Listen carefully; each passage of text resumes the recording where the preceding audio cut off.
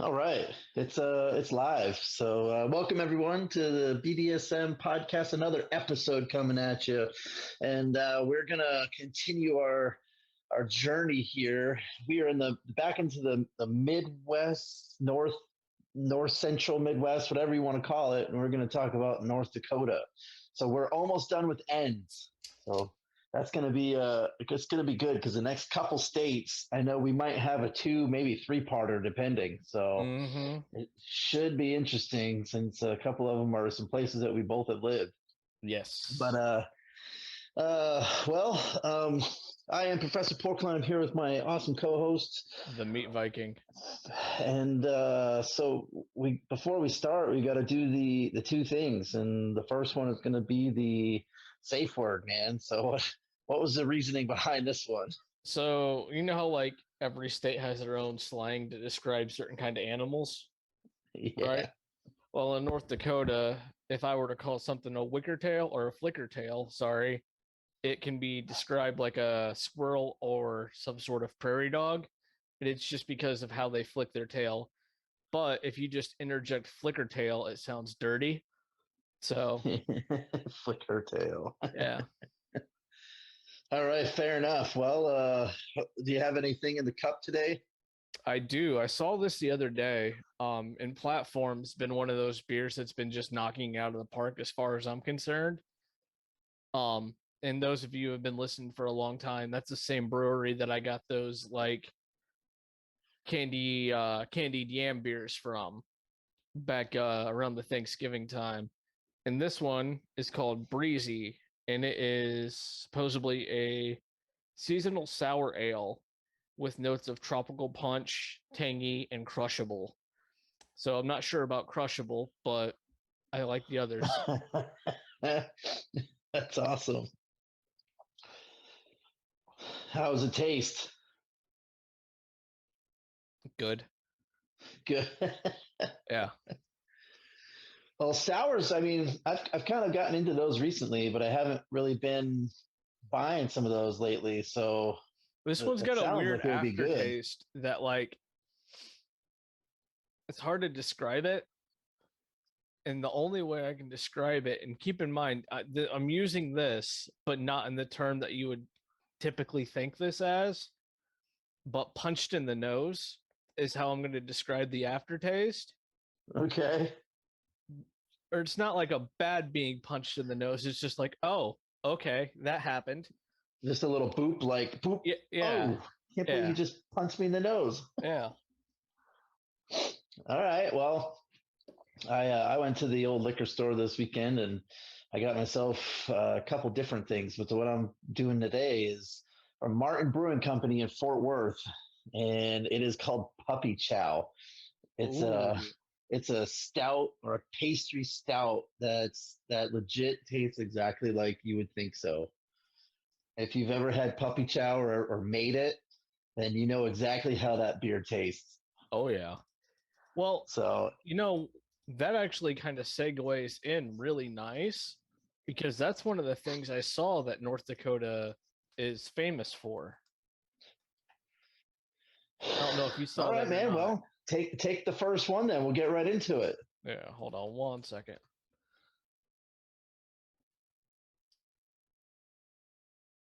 Boom.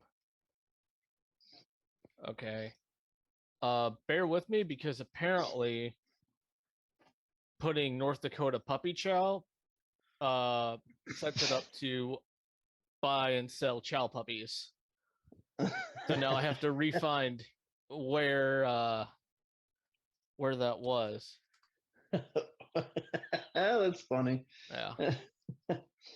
Well, the flavor is delicious, by the way. So while you're looking that up, I mean, it definitely tastes like you just made a bag of puppy chow and you added some beer to it, like a Mm. stout, like a Guinness stout kind of. And you're just like, oh, I could totally drink this. And it's like 8.5%. So, I mean, and it comes in a pint in a 16-ounce pounder. So you're like, oh, I drink two of these. I'll be feeling nice and tight. Yeah. So um it's essentially Chex Mix coated in chocolate, peanut butter, and confectioner sugar. for those of you who don't know. And it is an awesome, just like snack and super easy to make. If you've got like little ones or you like babysit and they want like a super just like snacky snack, this is good. So, Oh, 100%. yeah. That's awesome. So, did you happen to find it? No, this is the best I could find. For those who don't know, like what one thing we do is like 45 minutes before we start recording, we do a deep dive and we try to pick out topics. And puppy chow, Okay. I was like, oh, I've had puppy chow before. We'll bring that over to Ohio. And then now I lost it. And now I'm apparently searching to buy a dog on the internet. That's funny. Well, okay. So, do you happen to have anything that might go along with that beer that's not puppy chow? That might be something that North Dakota people would enjoy. Because it's a summery beer. And Well, most this of ain't a the summery beer. I think your sour is more of a summer beer. that's what I thought you were asking me. I thought you were talking about the beer that I'm drinking. But No, as I was far talking as about diving right yours, into the food. yeah. Um, well, let's see. Do you want to hit the sweet tooth off the head first, or do you want something Yeah, why hearty? not? Nah, let's do the sweet tooth because I'm basically drinking sweet. So Okay. Well, you can do chippers. yeah. So those are chocolate covered potato chips. Called classic in North Dakota. They're usually made with local potato chips and a thick coating of milk chocolate or semi-sweet chocolate. Or if you really want, you can do like a white almond bark, and you can buy these by the pound. Um, the Windman's Candy Shop in Grand Forks is usually the place to go, or you can go to Carol Weinman's Candy Company in Fargo, North Dakota, and pick them up there. And it looks like they've been making these since 1885. So, You and know, yeah, these look when we tasty. they do, and I'm kind of curious to know like uh what their fries are. You know, like Mm-hmm. they use a local potato chip, so I'm kind of curious to know. But man, anything that's got that savory plus the chocolate with it is gonna be awesome, Exactly. right? And it looks like it kind of reminds me of this place in Pennsylvania when we get there. I'll tell you about a local joint. It kind of does a lot of the same stuff. Where they basically, if they got it, they'll dip it in chocolate. Yeah. Yeah. So, but yeah, chipper. I would definitely. I feel like I could probably only eat maybe a handful though. Oh yeah. Like from the pictures that I saw about what they look like, I mean, they're pretty thick. So I don't know if I'd be able to sit there and eat like a whole bag full of them. You know, Oh, I don't think I would be able to either. it would have to be one of those like here's a dessert thing. Just you're gonna have like 5 or 6 of them and you'll be done. Mm-hmm. So, but interesting. Well, I think one of the other ones that I picked up, and I'm gonna say it just because I don't know if I would thoroughly enjoy this or not, and it is a dessert, and maybe you think different, but man, Jello salad. I will fight you. I think we might have mentioned some of this stuff previously before. I can't remember which state it was, but I for damn sure something about Jello, and Mm-hmm. I mean it's not even a salad at all. So by definition, I think it's wrong. Yeah. But oh my god, I just feel like I've been to too many like potluck dinners and whatnot where people have put this stuff up, and you're like, why? Yeah. Well, like that's the thing too, like if you mess up Jello salad one time, people aren't gonna want your Jello salad again. And I think the most common one that you're gonna see is the one that takes pineapple and mandarin oranges together. I know that one's the one that I see most often. Now, there are tons of other ways you can do this. You could do it like with strawberries and just you can when there's a will, there's a way with a dessert like this. But this is another super easy thing. You're looking at 1/6 ounce package of orange flavored Jello, unprepared, one large 16-ounce container of cottage cheese, one large 20-ounce can of crushed pineapple. You have to drain that very well. And then you're looking at one 15-ounce can of mandarin oranges, drained very well again. And then one 8-ounce container of Cool Whip thawed.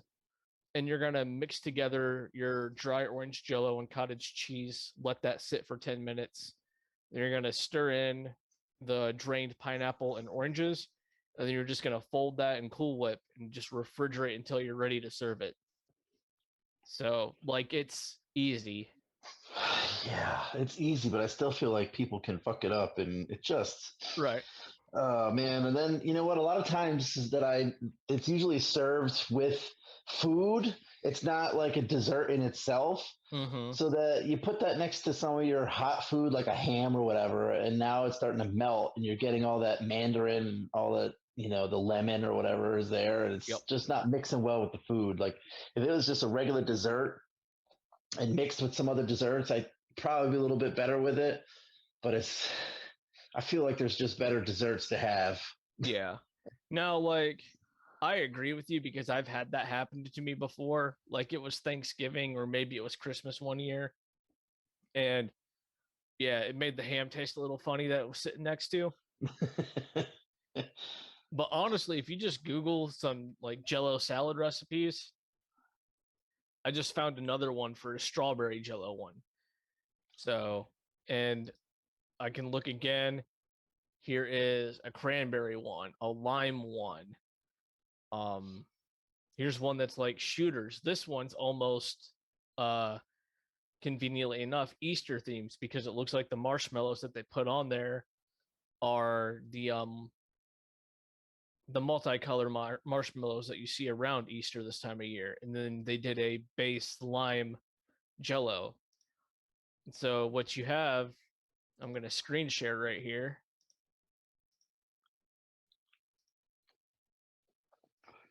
You see what I'm saying? Like you have a Easter style dessert.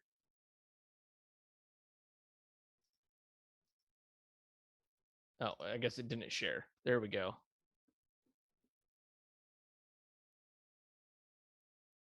So, and it's simple.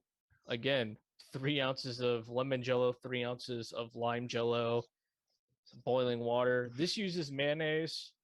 You could probably swap that for whipped cream if you wanted. See, that's a weird combo to me, right? Have fucking mayonnaise with Jello. Yeah.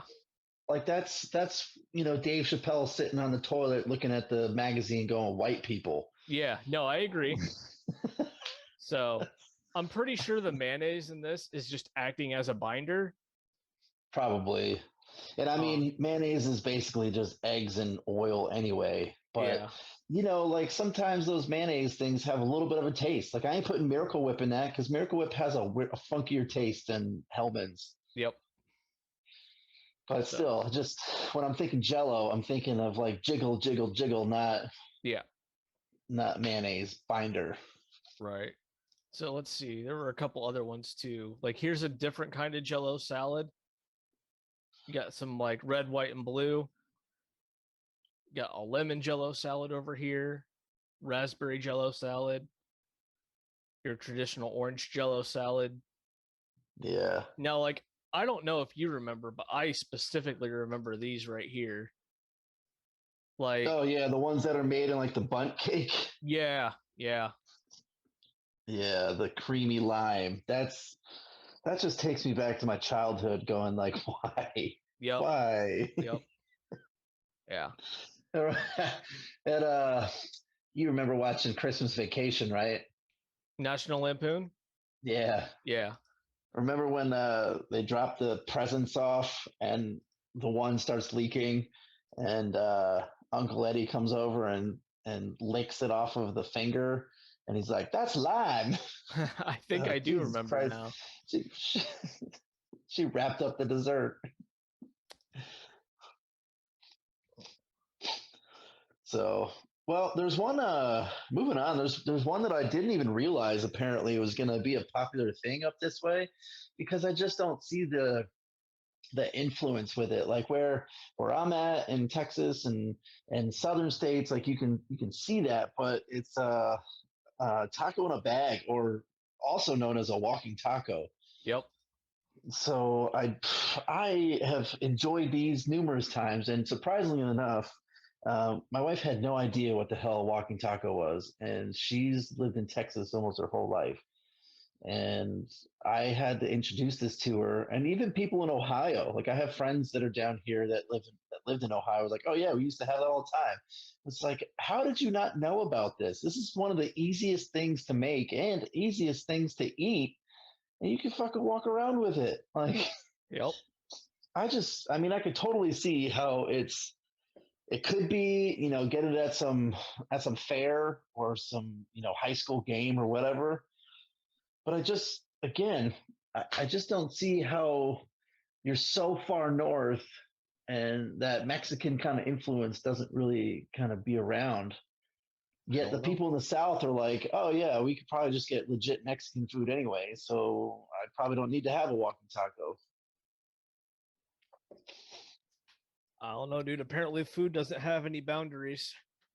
I know. So, question for you then, because you've obviously had these. What what what chip would you have for your walking taco? The safest chip to go with, in my personal opinion, is the Fritos.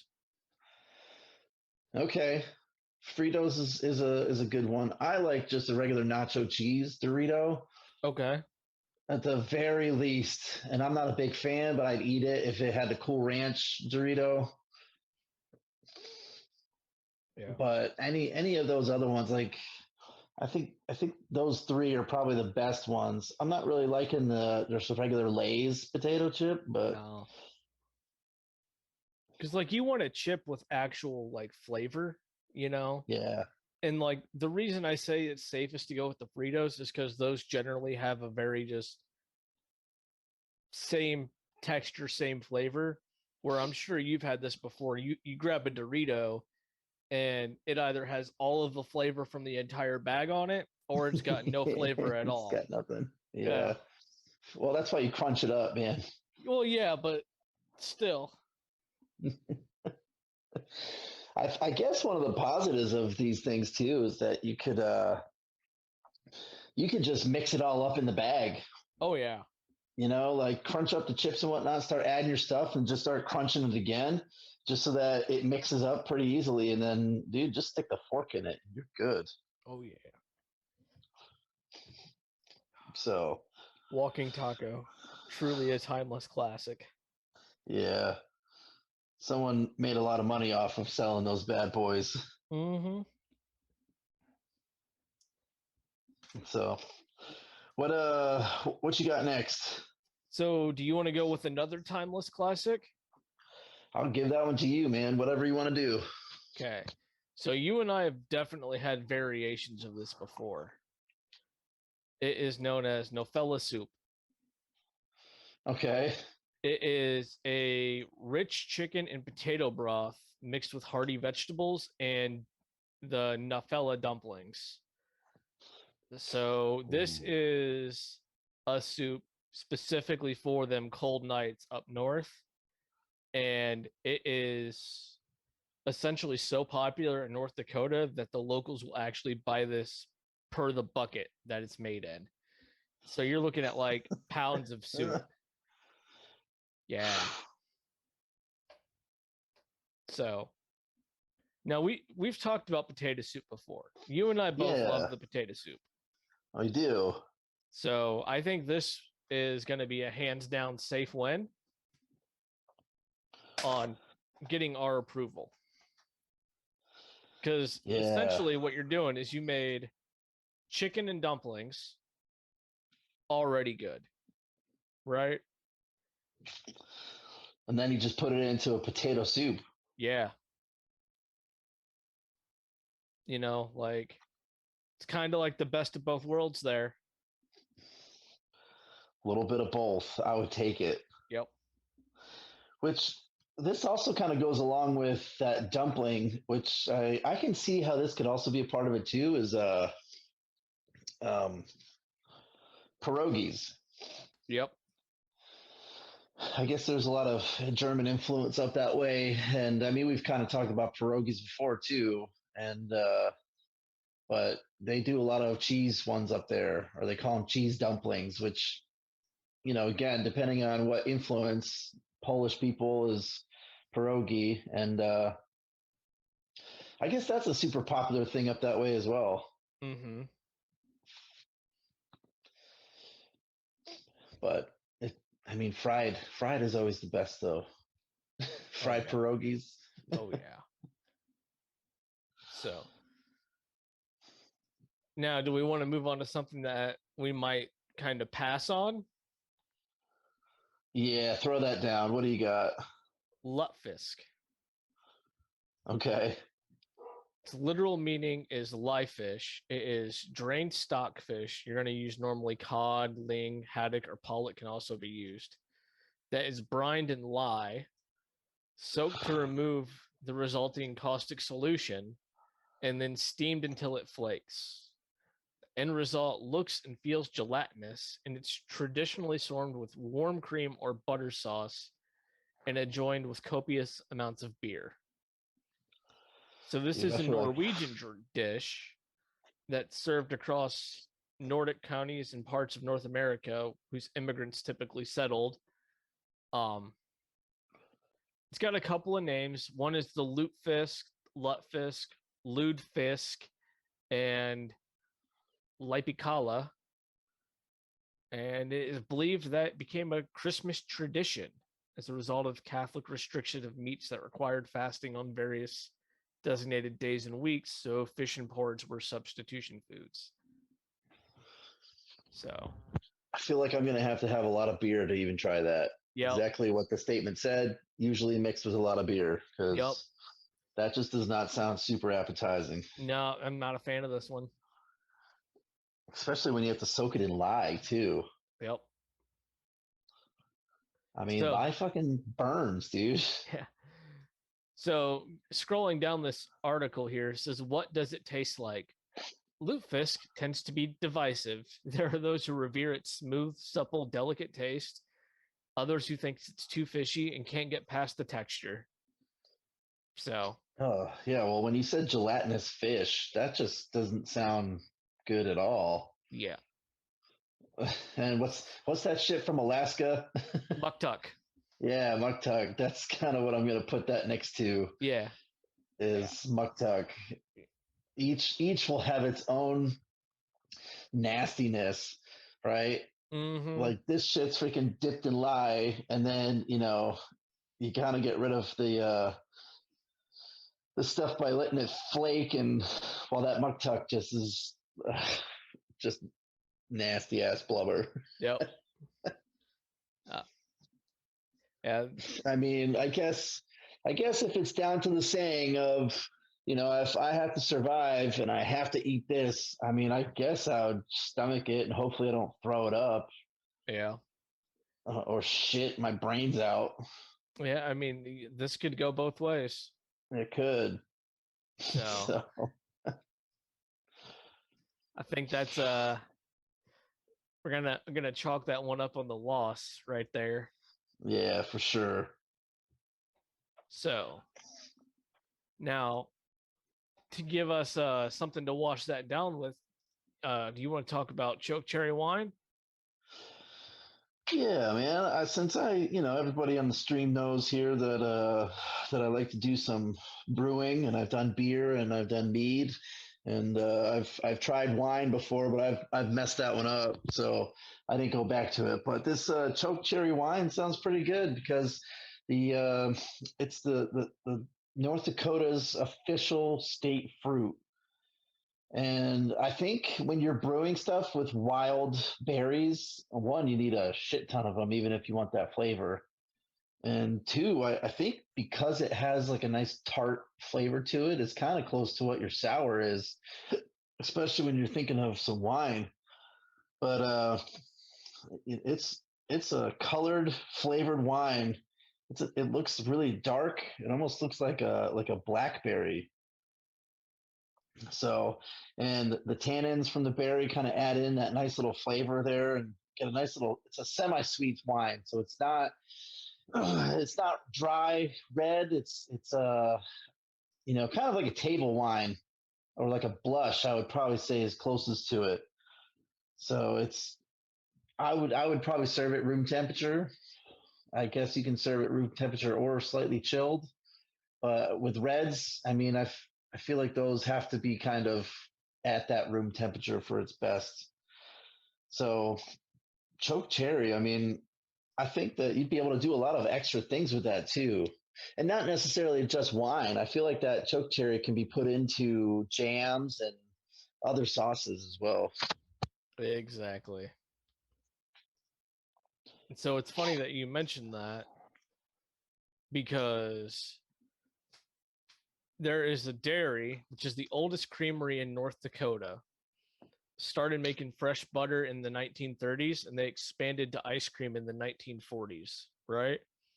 Okay. And it says for a true taste of North Dakota, the flavors you want to go for are Juneberry, rhubarb strawberry, and choke cherry ice cream.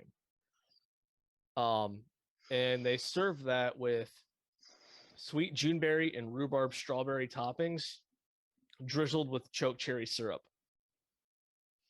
Ooh, yeah. See, that syrup would probably be really good over like pancakes or waffles too. Yeah. And it looks like you can get them at the store, the Pride Dairy in Bottineau, but they also have an online store too. And they've got stuff from like butter, caramel, cheese, gift baskets, syrups, and toppings. So, like right here, I see some Juneberry topping, some rhubarb strawberry topping, which I absolutely love rhubarb and strawberry pie and rhubarb pie. So that's a win-win for me. So, Oh, 100%. yeah. Like, I could totally, again, the syrup. You know what? You might even be able to make like a choke cherry juice. Maybe, yeah. You know how you have that pomegranate shit, that palm wow. Yep. You'd probably be able to do something similar, or and have like a cherry juice that you'd be able to have. I wonder how that would fit with like a beer or a mead because it has that tart. So I would probably think you'd have to offset some of that, or you just get like a real sour tart flavor. I'm picking up what you're putting down, and I'm just letting you know I'm here for the ride, okay? Because I've made strawberry mead before. I've made blackberry mead. So there's a variety of berries that I've used, and depending on which one, can be a little tart, and it's not bad, but I feel like you still have to offset just a little bit of it. And with the sour that you're drinking today, I've had some really sour sours, right? Where Yep. like you take it and your lips just pucker up, and you're like, oh my gosh. Oh, And yeah, I've I kind know of what you're had talking about. some, and I've kind of had some lighter ones where you're like, okay, my lips are smacking a little bit, and it's not bad. So I'm curious to know if this choke cherry would be kind of like slapping your lips if you get it to that nice potency, right? Yeah, I know what you're saying.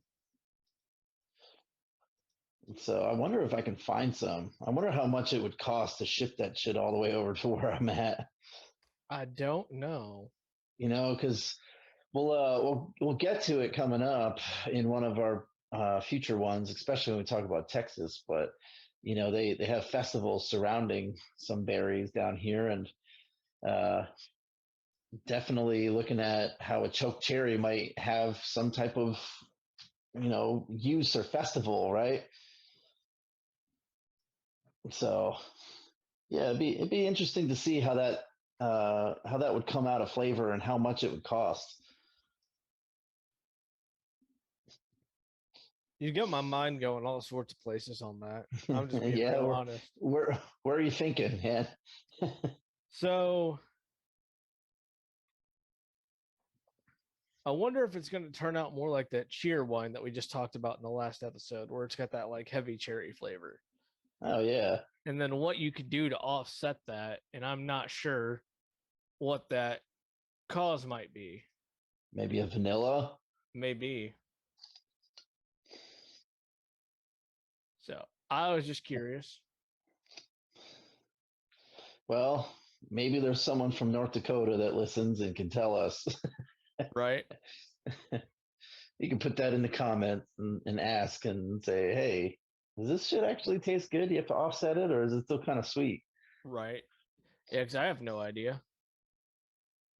Yeah, no idea.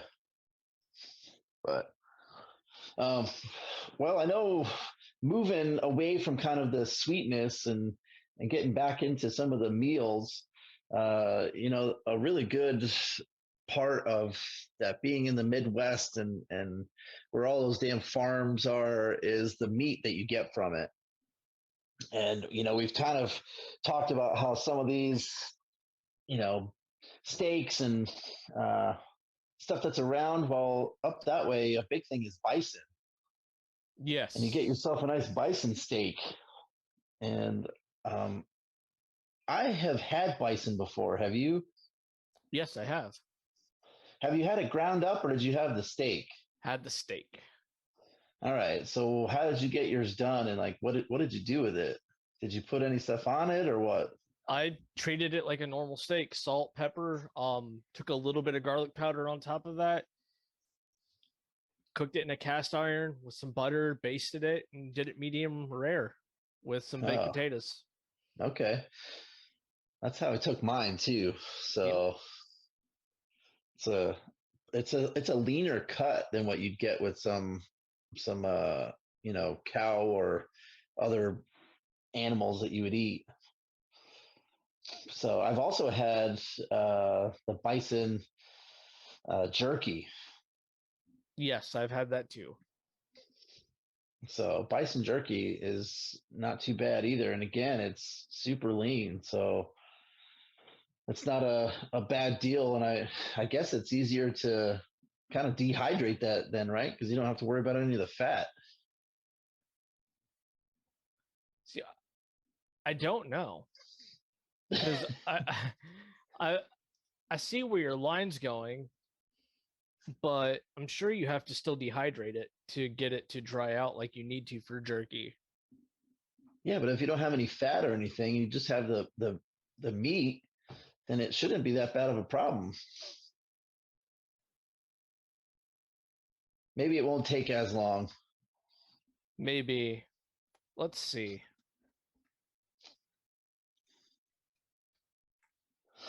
I wonder if what type of toppings you'd be able to put on that.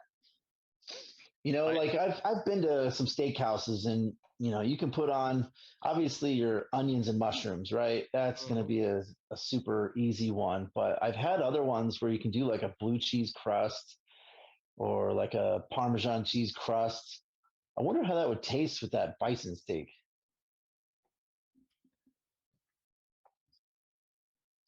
That's a good question. Yeah, I wonder if that would change the flavor that you would get off of that. Hmm. Maybe things for next time when I go out to a steakhouse and I see that they have a bison one. So, looking at like the preheat and directions here to dry out your jerky, you're still going to need it in the oven at about 200 degrees for about Okay. 3 to 4 hours. Okay. So you still have to do some work there. Fair enough. So, Well, this kind of goes along with the bison steak, and um, I think this would be super cool to go check out and just be curious because it's kind of like a barbecue setup. Oh, I know what you're And talking about. yeah, doing a pitchfork steak, Mm-hmm. right? So apparently they stick all those bad boys on a pitchfork and just let that shit marinate over a fire. See, So the one that I looked at, it's they're on the pitchfork and then they just dump it in boiling oil. maybe I'm just looking at the different one, but yeah. So Oh yeah, here it is. Okay, it says that it's fried in hot oil. yeah. So, oh man, even that sounds super cool though, Oh yeah, for sure. So because it looks like you can get, good 8 steaks on some of them pitchforks they got on that. So, mm-hmm. and it's served with beans, potatoes, coleslaw, and more.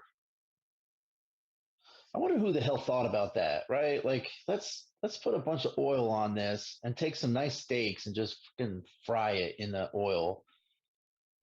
I almost feel like that would lose some of your flavor. Yeah, I'm not on board with that. I'm on board for it like I am for trying out new ways to cook things, but I'm just saying I like how I cook my steak. I don't think I want to deep fry my steak, you know? Exactly. Like I'm thinking that with a certain cut of meat, why would you want to do that, right? Like if you even if it's a buffalo, wherever, they're still going to have the fillet. You're still going to have some of those prime rib, and I can see throwing it in a cast iron skillet. I can see throwing it on a grill. I can even see putting it over like a barbecue smoker pit, where it's slowly cooked at a lower temperature. But I just can't see a steak unless you're using like a chuck roast or something, which would probably be a shitty piece of meat, just dumping it in the oil and letting that cook up. Yeah.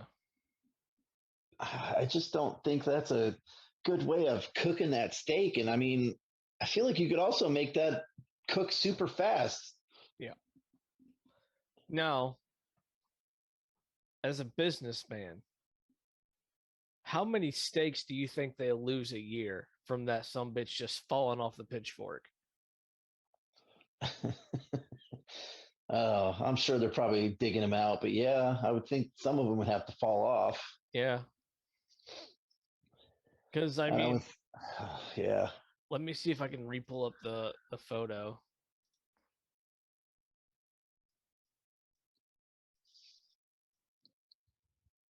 Or imagine having someone be like, "Oh, I asked this for medium rare, and it's well." Yup. Yeah. Because here you got what, like 10 steaks on a pitchfork? Yeah, there's And, one's bound to fall off. yeah, and these canisters right here is nothing but boiling oil. So, And I would think that that's got to be some costly stuff to keep that shit boiling hot so that you can cook those steaks. yup. I mean, maybe it's just the attraction of, oh shit, look at all these things, and we're out in the outdoors, and they're boiling these steaks, and it's that ambiance. But Yeah. I just don't think that's a good business plan. No, I don't know, man. I'm just saying this is a long way from hibachi grill. True. So, I don't know. That's funny. Yeah, I don't know either. So, Well, I know that I found another one that I would probably be okay with just because it's got tots in it, man. And I I was think you thinking and I were tater looking at the tots. same one. Yeah, I always think of tots as when I was a kid in the lunch line. Mm-hmm. And you can't go wrong with this tater tot hot dish. Oh yeah. So I think it's a Midwest thing for sure. Oh But yeah. I mean, God, any type of potato, especially if it's a tot, but they put a protein with it, and I guess they can do tuna or ground beef. I could see tuna being more popular. And man, they just throw that stuff right on top, and now you got gravy, bacon, onions, and some cheese with some tots, and I'd say almost throw some eggs into that, and you got yourself a breakfast. It's true. Or just hear me out on this.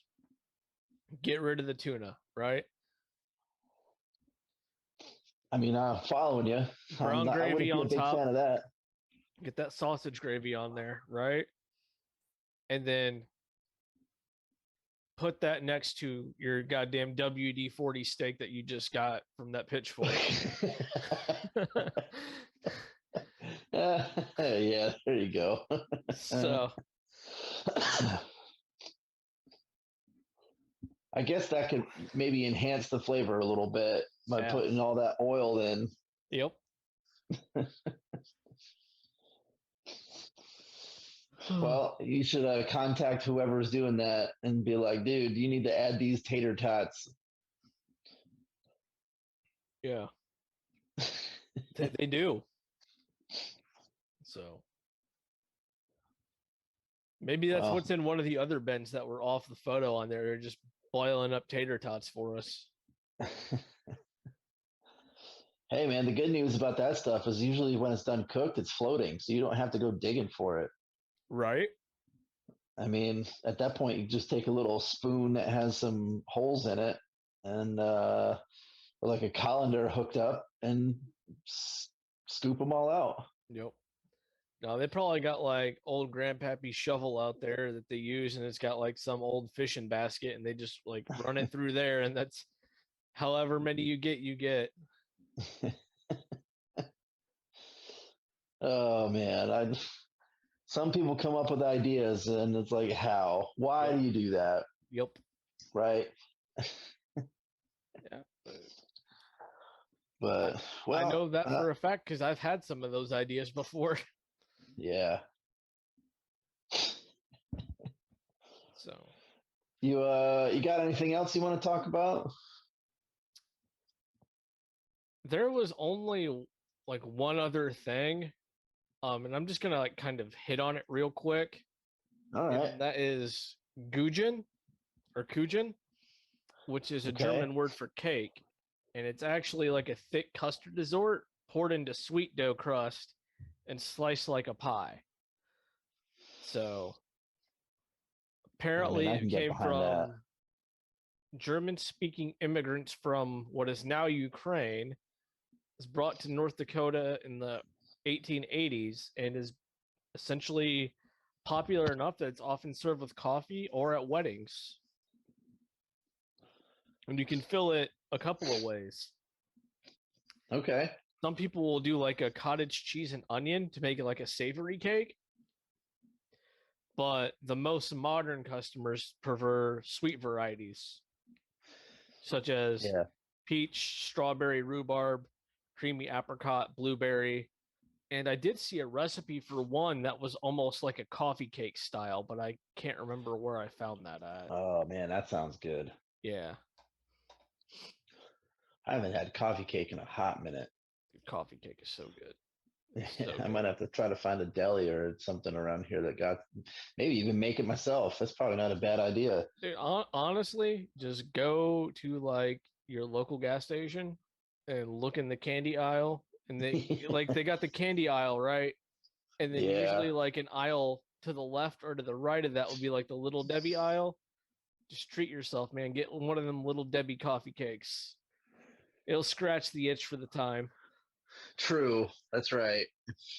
If I really want one, it's quick and easy to find. Yeah. And then, but nothing's better than having a full-on like bakery coffee cake, though. Oh no, and I agree. This is to protect you from you, because I know damn well if I have a full coffee cake in my house, it's gonna last like 2 days. I'm not gonna eat anything else. It's gonna be like coffee cake. Man, a couple weeks back, I made some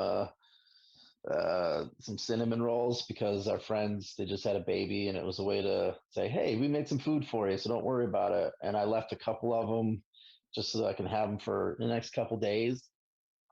Man, that stuff was gone within a day. Oh yeah, dude. All gone. 100%. 100%. Yeah. Because you're like, I So, don't need to like cook dinner tonight. I've got cinnamon rolls. I'll eat a cinnamon roll and a half, and that'll be my dinner. and that's the cool thing about being an adult, right? Yeah, yeah.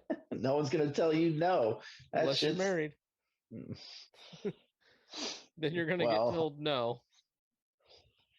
Well, I mean, unless your significant other is just like you and then eats them anyway, it's like, yeah, I'm gonna have this for dinner with you. I suppose that's true. Uh, Well, that sounds super fun. So, you got anything else that you want to I'm mention before we let this go? I'm good. I think North Dakota's been nice to us.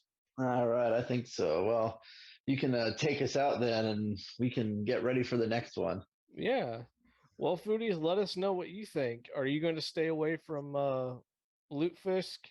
Um, are you going to try some of those ice creams we mentioned out? Have you had choke cherries before? What is your opinion on strawberry rhubarb?